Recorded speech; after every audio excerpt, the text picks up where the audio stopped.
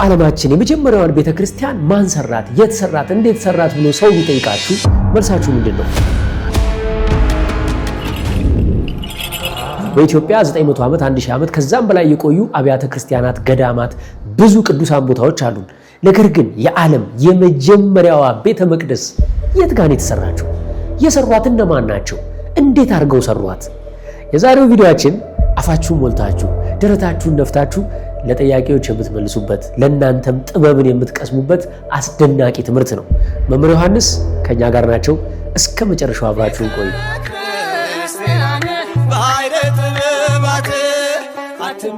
በስመ አብ ወወልድ ወመንፈስ ቅዱስ አሃዱ አምላክ አሜን። እንኳን በፊልጵስዩስ ቂሳርያ በዓለም የመጀመሪያዋ በእናታችን በድንግል ማርያም ስም ለተሰራችሁ ለቅድስት ቤተክርስቲያን በዓል ለእመቤታችን በዓል እንኳን አደረሳችሁ አደረሰን። እንደ እግዚአብሔር መልካም ፈቃድ የሰኔ 20ንና የሰኔ 21ን በዓል እንማራለን ማለት ነው። በዓለም የመጀመሪያዋ ቤተክርስቲያን በድንግል ማርያም ስም የተሰራችበት ቀን ነው። አንተ ኮኩ ወደ በዛቲ ኮኩ አሃንጻ ለቤተክርስቲያኔ፣ አንተ መሰረት ነህ፣ በአንተ መሰረትነት ላይ ቅድስት ቤተክርስቲያኔን እሰራታለሁ። ወአናቅጸ ሲኦልኒ ኢይሄይልዋ፣ የገሃነም ደጆች አይችሏትም። ማለትም የገሃነም ደጆች የተባሉት ያጋንንት ሰራዊት ድል አይነሷትም ብሎ መድኃኔ ዓለም ኢየሱስ ክርስቶስ በማቴዎስ ወንጌል ምዕራፍ 16 ቁጥር 18 ላይ ነግሮናል። ስለዚህ ቅዱስ ጴጥሮስ የቤተ ክርስቲያን መሰረት ነው። የቤተ ክርስቲያን አስገኘዋ ሰሪዋ መድኃኔ ዓለም ኢየሱስ ክርስቶስ ነው። ይቺ ቤተ ክርስቲያን ደግሞ በሰኔ 20 ቀን ነው የተሰራችው። ሐዋርያት ከጌታ ጋር 3 ዓመት ከተለያየ ሕይወት ተመርጠው ሲማሩ የኖሩ ናቸው። በሞቱ ሞትን ሽሮልን፣ በትንሣኤው ትንሣኤያችንን ገልጦልን፣ ከተነሳ በኋላ ትንሣኤ የቤተ ክርስቲያን ምሳሌ ነው።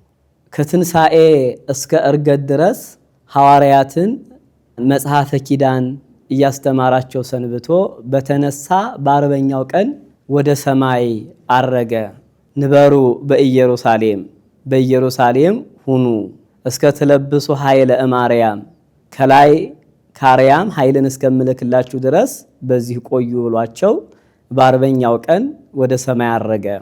በተነሳ በ50ኛው ቀን ባረገ በ10ኛው ቀን ለሐዋርያት መንፈስ ቅዱስን ልኮላቸው አበዊነ ቅዱሳን ሐዋርያትም መንፈስ ቅዱስን ተቀብለው ከብሌት ታደሱ፣ ባይምሮ ጎለመሱ፣ ሕጹፃን የነበሩ ፍጹማን ሆኑ፣ ፍሩሃን የነበሩ ጥቡዓን ሆኑ፣ የሚፈሩ የነበሩ የማይፈሩ ሆኑ።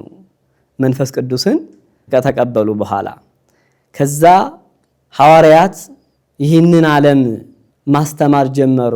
ፍቅረ እግዚአብሔርን፣ ፈሪሃ እግዚአብሔርን፣ ሕገ እግዚአብሔርን፣ አምልኮተ እግዚአብሔርን አስፋፉ። በኢየሩሳሌም ዓመት አስተማሩ። በአንድነቱ ነው ማለት ነው።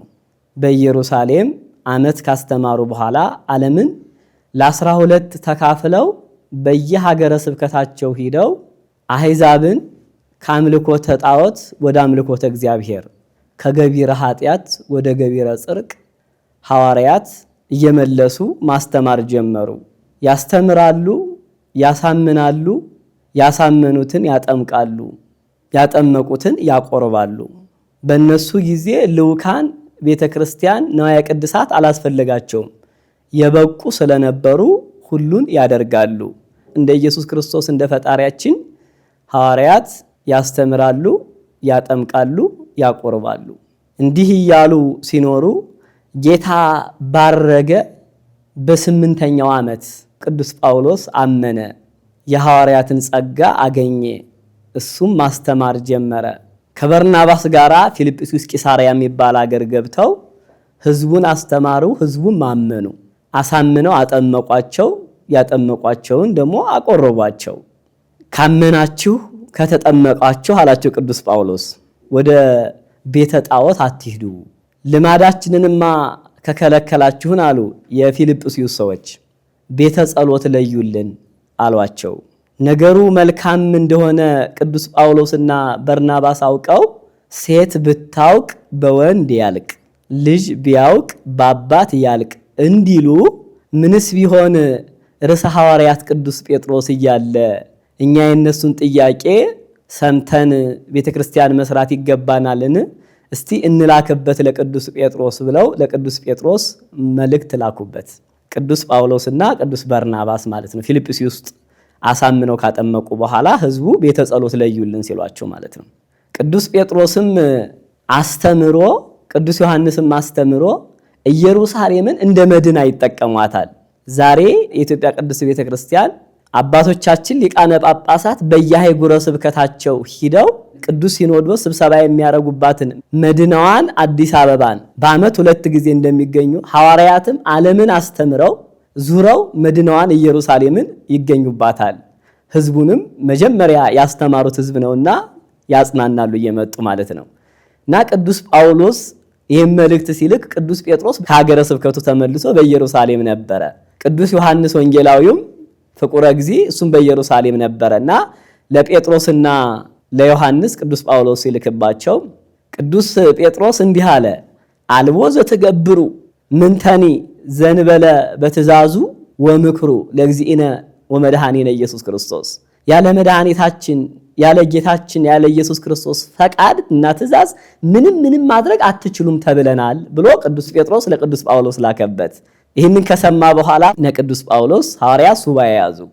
ሱባኤያቸው ሲፈጸም ጌታ ከሰማይ ወደ ምድር መጥቶ የሞቱትን ሐዋርያት ከሞት አስነስቶ ያሉትን በአካል ፊልጵስዩስ ቂሳርያ ላይ ሰበሰባቸው። ከሰበሰባቸው በኋላ ዝም አላቸው። ጌታችን ፈጣሪያችን በፊልጵስዩስ ሰብስቦናል፣ ስለዚህ ለምን እንደሰበሰበን ጠይቀው ብሎ ርዕሰ ሐዋርያት ቅዱስ ጴጥሮስ ዮሐንስን ሲለው፣ የለም አባት እያለ ልጅ ይጠይቃል? አንተ እኮ የኛ አባታችን ነህ፣ መሪያችን ነህ። ስለዚህ ርዕሰ ሐዋርያት ቅዱስ ጴጥሮስ እያለ እንዴት እኔ እጠይቃለሁ አለ ቅዱስ ዮሐንስ። ምስጢር አለው፣ በእውነት ትልቅ ስርዓት አለው። ተከባበሩ። ክርስቶስ ፈጣሪያቸውን ለምን እንደሰበሰባቸው ለመጠየቅ ሐዋርያት ተከባበሩ። አባቶቻችን ካህኑ ሲመጣ ዲያቆኑ እንደሚያከብረው ማለት ነው። ያቺ ዛሬ ቤተክርስቲያን የምንከባበራት ቅድስት ቤተክርስቲያን ሊቃውንት የሚከባበሩት ከቅዱስ ጴጥሮስና ከቅዱስ ዮሐንስ የተነሳ ነው። የለም አለ ቅዱስ ጴጥሮስ፣ እኔም ርዕሰ ሐዋርያት ብሆን የሐዋርያት አለቃ ብሆን አንተ ደግሞ የሚስጥር ሐዋርያ ነህ። በምሴተ ሐሙስ አንተ ነህ ጥያቄ ጠየቅከው፣ ስለዚህ አንተ ጠይቀው አለው ቅዱስ ጴጥሮስ። ዮሐንስ ጌታዬ መድኃኒቴ ፈጣሪዬ ኢየሱስ ክርስቶስ ሆይ ለምንድነው በፊልጵስዩስ ቂሳርያ ሰበሰብከን? ጌታም መለሰ፣ በዓለም ከዳር እስከ ዳር በእናቴ ስም ቤተክርስቲያን እንዲሰራ ፈቃዴ ስለሆነ የቤተክርስቲያን አሰራሯን ላሳያችሁ አላቸው እግዚአብሔር ወልድ። የቤተክርስቲያን ስርዓቷን ደግሞ ምልላችሁ ላስተምራችሁ አላቸው። ቤተክርስቲያንን ፈልስፎ ያመጣት በሰማይም በምድርም ያለ ፍጡር አይደለም፣ የፍጡራኑ ሁሉ ፈጣሪ ራሱ እግዚአብሔር ነው። ስለዚህ የቤተክርስቲያን አስገኝ የቤተክርስቲያን መሰረት የቤተክርስቲያን መስራች እግዚአብሔር ነው። ጉልላቷም ክርስቶስ ነው የምንለው ከዚህ ተነስተን ነው። ቤተክርስቲያን እንዴት እንደምትሰራ ሊያሳያቸው አምላካቸው ቸሩ መድኃኔዓለም ፊልጵስዩስ ተገኘ። ሐዋርያት ደግሞ ቤተክርስቲያን እንዴት መስራት እንዳለባቸው ከፈጣሪያቸው ሊማሩ ፊልጵስዩስ ቂሳርያ ላይ ተገኙ። ከዛ ሐዋርያትን ሰብስቦ በምስራቅ አወጣቸው ይላል። እዛ ፊልጵስዩስ ላይ 3 ድንጋዮች ነበሩ የተራራቁ፣ አቀራረባቸው ጌታ ፈጣሪያቸው ስለሆነ ጥቃቅን የነበሩትን ታላላቅ ድንጋይ ያደረጋቸው እግዚአብሔር። ከዛ ሐዋርያት እጅ ላይ ያደረጋቸው ሰም እሳት ሲያይ እንዲለመልም እነዛም 3 ድንጋዮች ሐዋርያት እጅ ላይ እንደ ሰም እየተሳቡ 3 ክፍል ቤተክርስቲያንን ሐዋርያት ሰኔ 20 ቀን ሰሩ። አው ቁመቷን አሳይቷቸዋል። ለክቶ ነው የሰጠው። የቤተክርስቲያን ኢንጂነሯ የቤተክርስቲያን አርክቴክቷ የመጀመሪያው እግዚአብሔር ነው። ቁመቷን 24 ክንድ በ24ቱ ካህናተ ሰማይ ምሳሌ፣ ወርዷን 12 ክንድ በራሳቸው በሐዋርያት ምሳሌ አድርጎ ለክቶ ሰጣቸው እግዚአብሔር። ሐዋርያትም ከነዛ 3 ድንጋዮች እንደ ሰም እየተለጠጡ 3 ክፍል ቤተ መቅደስን ከእግዚአብሔር ጋር ሰሩ። የመጀመሪያዋ መቅደስ ትባላለች። ሁለተኛው ቅድስት ይባላል። ሶስተኛው ቅኔ ማህሌት ይባላል። መሰረታቸው 3 ድንጋዮች ናቸው። ህንፃ ቤተክርስቲያኑ አንድ ነው። ሶስት መሆኑ የሶስትነቱ፣ አንድ መሆኑ የአንድነቱ፣ በስላሴ አንድነት ሶስትነት ነው ቤተክርስቲያን የተሰራችው። የቤተክርስቲያን ዲዛይኗን የገለጸው እግዚአብሔር ነው። ማንም ሰው ተነስቶ እንደፈለገ ቤተክርስቲያንን አይሰራም። ሐዋርያትም በሶስት ድንጋዮች ቤተክርስቲያንን ሰሩ።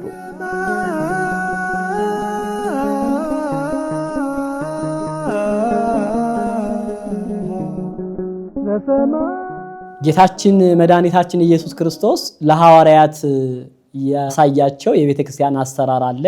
እሱ ያው ክብ ቤተክርስቲያን ነው። መቅደስ፣ ቅድስት፣ ማህሌት ያለው ነው። ኋላ ላይ ደግሞ አባቶቻችን ቅዱሳን በዘመነ ሰማዕታት ቤተክርስቲያንን ሲያጠፉባቸው ገደሉን እየፈለፈሉ ካታኮብ ብለው የዋሻ ቤተክርስቲያን እንደተገለጠች ይነግሩናል አባቶቻችን ማለት ነው። ሌላው ደግሞ ያው አንዳንድ አሰራር አለ። እሱን ደግሞ ከኖህ መርከብ ጋር ያያይዙታል።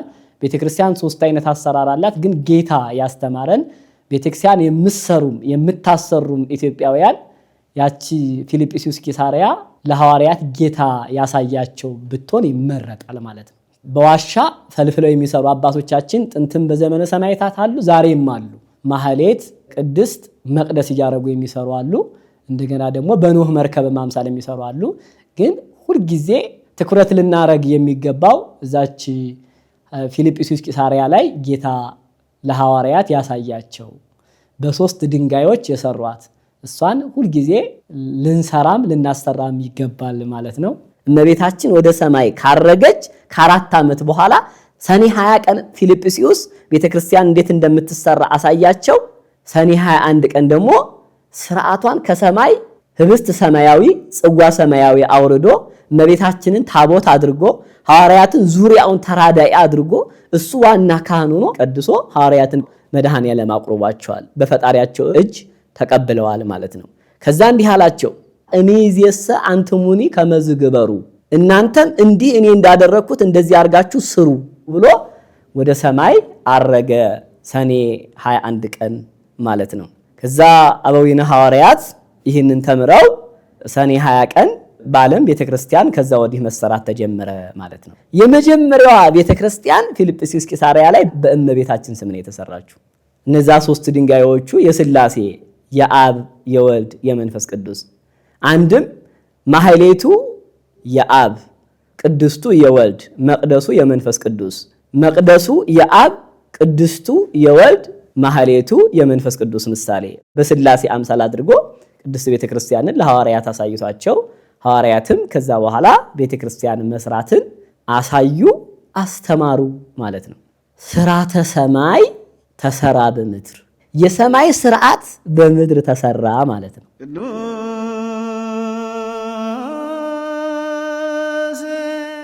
የቤተክርስቲያን ስርዓት ከሰማይ የወረደ ነው። ምሳሌዋም ከሰማይ የተገኘ ነው። ዜማዋም ከሰማይ የወረደ ነው። በፈልፈለ ማህሌት በቅዱስ ያሬድ አማካኝነት ምድራዊ መላእክት ነው የሚባሉት ካህናት። ስርዓታቸው ዜማቸው ከሰማይ ነው የወረደው እንጂ ከመሬት የተገኘ ነገር የለም። የቤተ ክርስቲያን የሆነው ነገር ሁሉ ከሰማይ ነው የወረደው። አባ ጊዮርጊስ ዘጋስጫ ሊቁ ምን ይላል? ወባቲ ለዛቲ ቤተ ክርስቲያን ስርዓተ መላእክት አርያ ዘበሰማያት ኩሎሙ በሚባለው ድርሰቱ ማለት ነው። እንዴት እንደምትሰራ እግዚአብሔር ገለጠ። ስርዓቷን ደግሞ ከሰማይ ነው የወረደው። ያቺ ቤተክርስቲያን ለዚች ቤተክርስቲያን አርያ ናት አለ። በጽርሐ አርያም ያለችው ማለት ነው። 24ቱ ካህናተ ሰማይ ቅዱስ ቅዱስ የሚሉባት ማለት ነው። 24 ካህናት መንበሩን የሚያጥኑ 40ቱ ጸወርተ መንበር ገጸ ሰብ፣ ገጸ አንበሳ፣ ገጸ ላህም፣ ገጸ ንስር መንበሩን የተሸከሙ ያቺ ቤተክርስቲያን ለዚች ቤተክርስቲያን አርያ ናት፣ ምሳሌ ናት፣ መልኳ ናት፣ ማሳያዋ ናት። በዛች አርያ ምሳሌ ነች የተሰራችው እያለ ነው አባ ጊዮርጊስ ሊቁ ማለት ነው። ስለዚህ ቤተክርስቲያን ላይ የምናከናውነው ስርዓት የሰማይ ስርዓት ነው፣ የምድር ስርዓት አይደለም። የሚደንቀው ነገር እነዚህ 4ቱ ጸወርተ መንበር መንበሩን የተሸከሙት ማለት ነው ምሳሌ አላቸው፣ ምስጢርም አላቸው።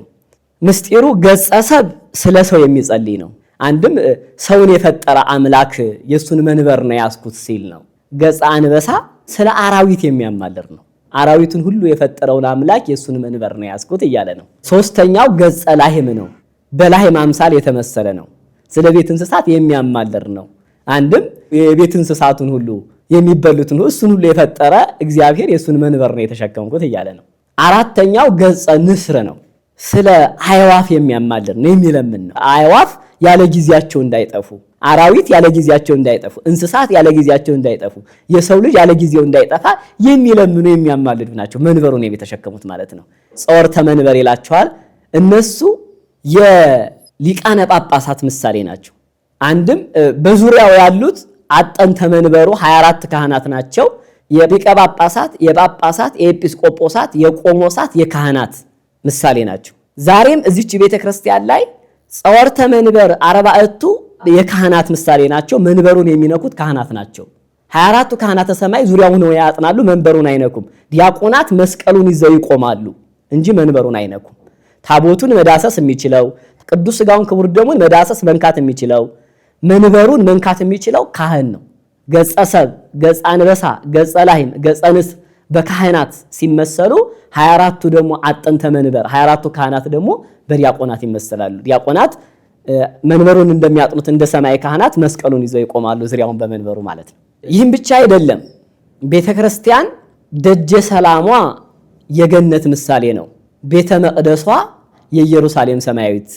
በመቅደሱ ውስጥ ያሉት 24ቱ አጠንተ መንበር፣ 40ቱ ጸወርተ መንበር፣ 40ቱ እንስሳ፣ 24ቱ ካህናት በሊቀ ጳጳሱ፣ በጳጳሱ፣ በኤጲስቆጶሱ ሲመሰሉ በሰባተኛው ሰማይ በጽርሐ አርያም ያሉት ማለት ነው። በኢዮር ያሉት ደግሞ በካህናት፣ በቀሳውስት፣ በዲያቆናት ይመሰላሉ። በጠፈር ያሉ መላእክት ደግሞ አናጉንስጢስ፣ መዘምራን ይመሰላሉ ማለት ነው። እስኪ እንመስላቸው። በኢዮር የሚኖሩ መላእክት ኃይላት፣ ኪሩቤል፣ ሱራፌል ይባላሉ። በራማ የሚኖሩ መላእክት ስልጣናት፣ መናብርት፣ አርባብ ይባላሉ። በኤረር የሚኖሩ መላእክት መኳንንት፣ ሊቃናት ይባላሉ። 9 ነገር ናቸው። በክህነት 9 ማዕርጋት አሉ። ካህናቱ እንኳ ዲያቆናቱ፣ ጳጳሳቱ እንኳ ምሳሌ አላቸው፣ ሚስጥር አላቸው። ዝም ብላ አይደለም ቤተክርስቲያን የሰየመችው፣ እዛ ባለው ስርዓት ነው።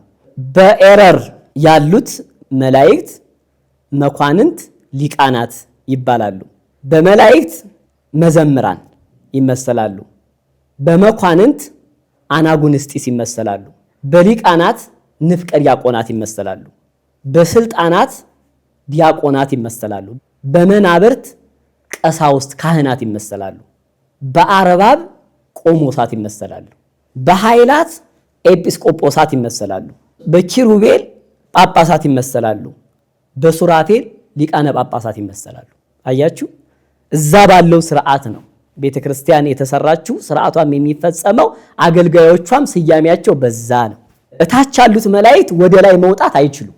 ለምሳሌ ኤረር፣ ራማ፣ ኢዮር ያሉት ወደ ላይ እንደማይሄዱ እላይ ያሉት መላእክት ግን ወደ ታች መውረድ ይችላሉ። ማለትም እላይ ያለው ሱራፌል፣ ኪሩቤል፣ ኃይላት ወደ ታች ወደ ሊቃናት፣ ወደ መናብርት፣ ወደ አርባብ መውረድ ይችላሉ። ሊቃናት፣ መናብርት፣ አርባብ ወደ ታችኞቹ ወደ መላእክት፣ ወደ መኳንንት፣ ወደ ሊቃናት መውረድ ይችላሉ። እታች ያሉት ግን ወደ ላይ አይወጡም። ማለትም ይሄ ምስጢር አለው።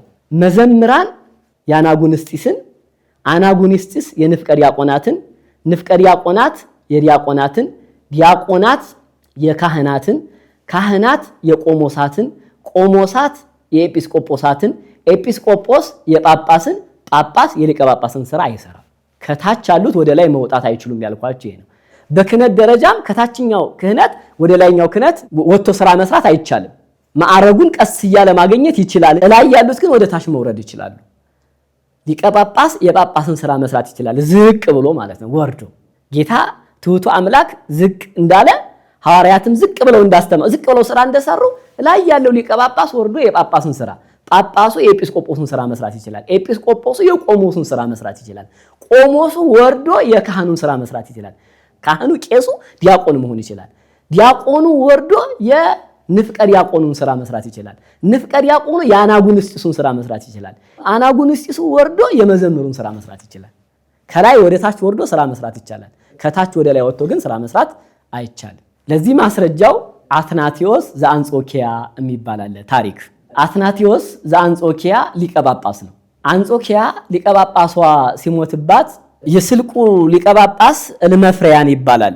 በሀገራቸው ስርዓት የስልቁ ሊቀ ጳጳስ ሲያርፍ የአንጾኪያው ተገኝቶ አብረ ይሾማል ማለት ነው። የአንጾኪያው ሲያርፍ የስልቁ መጥቶ አብረ ይሾማል እና የአንጾኪያ ሊቀ ጳጳስ ሲሞትባቸው ለስልቁ ሊቀ ጳጳስ ለሊቀ ጳጳሱ ለእልመፍሪያን ላኩበት። ነገ ዛሬ 3 ሳምንት እያለ 50 ቀን ሆነው ቢጠብቁት ቀረባቸው። አይ የአባቶቻችን የሊቃነ ጳጳሳት መንበር ይህን ያህል 50 ቀን እንዴት ሳይሾምለት ይሰነብታል ብለው ህዝቡ ተሰብስበው አትናቴዎስ ዘአንጾኪያን ሾሙት። እነሱ ከሾሙ በኋላ በ50ኛው ቀን የስልቁ ሊቀ ጳጳስ እልመፍሪያን መጥቶ በአንጾኪያ በሀገሯ ዳር ላይ አደረ። የአንጾኪያ ሊቀ ጳጳሷ ሞቶባት ነበረ፣ እንደው እንዴቱን አይሆን ብሎ ጠየቀ። ኧረ ዛሬ እኮ ዘንግ ተጥሎ ነገሩ ሁሉ ተሳግቶ የአንጾኪያ ሊቀ ጳጳስ አድርገው ቅዱስ አትናቴዎስን ሾመውታል ብለው ነገሩት። ይህን ሁሉ ሀገር ያደከሙኝ ብሎ የስልቁ ሊቀ ጳጳስ እልመፍሪያን አዘነ። የአባቶቻችን ስርዓት አፍርሰዋልና ከዚህ በኋላ አለ የስልቁ ሊቀ ጳጳስ እልመፍሪያን አትናቴዎስን በጸሎተ ዕጣን በጸሎተ ቅዳሴ ስሙ እንዳይጠራ ብሎ አውግዞ ተመልሶ ሄደ። ቅዱስ አትናቴዎስ የአንጾኪያ ሊቀ ጳጳስ ይህንን ሲሰማ በጣም አዘነና ተወራጁ ከበታች ያለ ሰው አለ ጠራና በል አንተ መንበሩን ጠብቅ፣ አትናቴዎስ የት አለ ካሉህ ስራ ይዞ ነው ይመጣል እያልክ ጠብቀኝ ብሎ ከመንበረ ጵጵስናው ላይ ከሊቀ ጵጵስናው ላይ ወርዶ ተራ ልብስ ለብሶ ያንን ያወገዘውን ሊቀ ጳጳስ እልመፍሪያንን ተከትሎ ከኋላ ሄደ። እዛ ሀገር ስልቅ ደረሱ። ስልቅ ከደረሱ በኋላ እልመፍሪያን በመንበሩ እያለ አስገቡኝ ብሎ የአንጾኪያው ሊቀ ጳጳሳት ተራ ልብስ ለብሶ ተራ ሰው መስሎ ጠየቀ። አስገቡኝ የሚል አለ አሉት። ግባ በሉት አለ። ገባ። ምን ሆነህ ነው አለው። አንተን ወጥቼ ወርጄ አገልግዬ ካንተ በረከት ካንተ ጸጋ ለማግኘት ፈልጌ ነው። ተራ ልብስ ለብሶ አላወቀው። ትንሽ ስራ ሰጡት። ትንሽ ስራ የሚባለው እንደምን ያለ ነው ካላችሁኝ፣ ቤት መጥረግ፣ ውሃ መቅዳት፣ እንጨት መስበር፣ መጸዳጃ ቤት መማስ ማለት ነው። ለቅዱስ አትናቴዎስ ስራ ተሰጠው። የሊቀ ጳጳሳቱ ግቢ የእልመፍሪያንን ግቢ ያጸዳል፣ እንጨት ይሰብራል፣ ተራ ልብስ ለብሶ ማለት ነው። አይትትና ውሃ ይቀዳል፣ መጸዳጃ ቤት ጉድጓድ ይመሳል ማለት ነው። እንዲህ እያለ 6 ወር ሰነበተ። መንፈቅ ሲሆነው ትህትናውን አይቶ ደግነቱን አይቶ እልመፍሪያን ሊቀ ጳጳሱ ጠርቶ ዲቁና ተሾም አለው። አይ አለ ቅዱስ አትናቴዎስ። ግን እኮ ሊቀ ጳጳስ ነው፣ ደብቆ ራሱን ማለት ነው። ዲቁና መሾም አለብህ ብሎ እንዳልተወው ባወቀ ጊዜ አይ ዲቁና የተነቅፋብኝ ነው እንጂ ዲቁናስ ነበረኝ አለው። ከ7ቱ ሚስጥራተ ቤተ ክርስቲያን የሚደገሙ አሉ፣ የማይደገሙ አሉ። 4ቱ ይደገማሉ፣ 3ቱ ግን አይደገሙም። የማይደገሙት ተክሊል አትደገምም። ጥምቀት አንዲት ናት። አሐቲ ጥምቀት። በኃጢአት ብንወርቅ የንስሐ ጥምቀት ቄደር እንጠመቃለን እንጂ ያቺ አማናዊቷ ጥምቀት ማየገቧ አንዴ ነው የምትሰጠው። ክህነትም አንዴ ነው። ጠብቀናት ያችን ጸጋዋን አክብረናት እንድንኖር ነው እንጂ ክህነትም አንዴ ነው የምትሰጠው። ዲቁናም አንዴ ነው የምትሰጠው። ቅስናም አንዴ ነው። ቁምስናም አንዴ ነው። ጵጵስናም አንዴ ነው። ሊቀ ጵጵስናም አንዴ ነው የምትሰጠው። አይ እንግዳስ እንደዛ ከሆነ ግባ እናገልግላለሁ። ገብቶ መንፈቅ አገለገለ። ከ6 ወር በኋላ ደግሞ ለ6 ወር ድጋሜ በዲቁና ሊቀ ጳጳሱ አገለገለ። አቤት ትህትና! ልክ ግብረ ገብነቱን ትህትናውን ቀናኢነቱን አይቶ ሊቀ ጳጳሱ እልመፍሪያን በ6ኛ ወር አሁንም ጠርቶ ቅስና ተሾም አለው። አይ አይሆንም አለው። አሁንም እንዳልተው ተገለጸለት። ቅስና የተይዛብኝ ነው እንጂ ቅስናስ ነበረኝ አለው። ግባና አገልግል አለው። ለምን? ቅስና እያለው ይሄ ሰው ሊቀ ጳጳስ ነው። ክህነት እያለው የለኝም ብሎ መቀበል ሌላ ክደስ ስለሆነ ማለት ነው። ድጋሜ ገብቶ በቅስናው 6 ወር አገለገለ። አሁንም ደግነቱን ትህትናውን ቀናኢነቱን አይቶ ሊቀ ጳጳሱ እልመፍሪያን በ6 ወሩ ጠርቶ አሁንም እንዲህ አለው። አንድ ጳጳሷ የሞተባት ሀገር አለ አለው። የሱን ሀገር ነው እየነገረ ያለው ሳያቅ ማለት ነው። አንተ ደግነህ ቅነህ ለዛች ሀገር ጳጳስ አድርጌ ልሾምህ ነው አለው። አይሆንም አለው። አይ ጳጳስ መሆን አለብህ። ደግ ጳጳሷ ለሞተባት ሀገር ደግ ጳጳስ ያስፈልጋታል። ስለዚህ ለዛች ሀገር ጳጳስ ላረግህ ነው ሲለው እንደማይተው በመንፈስ ቅዱስ ተገልጾለት እግሩ ስር ወርቆ ስቅስቅ ብሎ አለቀሰ። ቅዱስ አትናቴዎስ ዘአንጾኪያ ሲያለቅስ ጳጳስ ልሹምህ እኮ ነው ያልከው ለምን ታለቅሳለህ አለው። የለም አይሆንም ሲለው እንደማይተወው ስላወቀ መጨረሻ ላይ አስገድዶ እንዳይሾመኝ ብሎ እውነቱን ነገረው። አትናሲዮስ ዘአንጾኪያ ማለት እኮ እኔ ነኝ አለው። ክው ብሎ ደነገጠ። የስልቁ ሊቀ ጳጳስ እልመፍርያን ደነገጠ በጣም። ሊቃውንቱን ካህናቱን ህዝቡን ሰብስቦ ከሰማይ እሳት ወርዶ እንዳይበላኝ መሬት ተከፍታ እንዳትውጠኝ ምከሩኝ አላቸው። ምን ነው ደጉን ሰው እንዲሳንገላታ ኑሬያለሁኝ አለ። ካህናቱም መከሩት። አትናቴዎስን በመንበር ላይ አድርገው ተሸክመው ቤተክርስቲያናቸውን 3 ጊዜ አዞሩት። ቀድሰህ አቁርበን አሉት። ቀድሶ አቆረባቸው። በአንብሮተ እድ ባረካቸው። ከዚህ በኋላ የስልቁ ሊቀ ጳጳስ እልመፍርያን ከመንበሩ ላይ ወርዶ እሱ ሲቀመጥባት የነበረችውን በቅሎ አትናቴዎስን በበቅሎ ላይ አስቀምጡ። ሊቀ ጳጳሱ እልመፍርያን በባዶ እግሩ ማለት ነው ወደ አንጾኪያ ሄዱ። ትትናውን ተመልከቱት። እዛች ሀገር አንጾኪያ ወስዶ ሊቀ ጵጵስናውን አጽንቶለት አስገብቶት ተመልሷል ማለት ነው። ከዚህ የምንማረው አባቶቻችን ጥንት ሲሾሙ ይህን ስርዓት ጠብቀው ነው።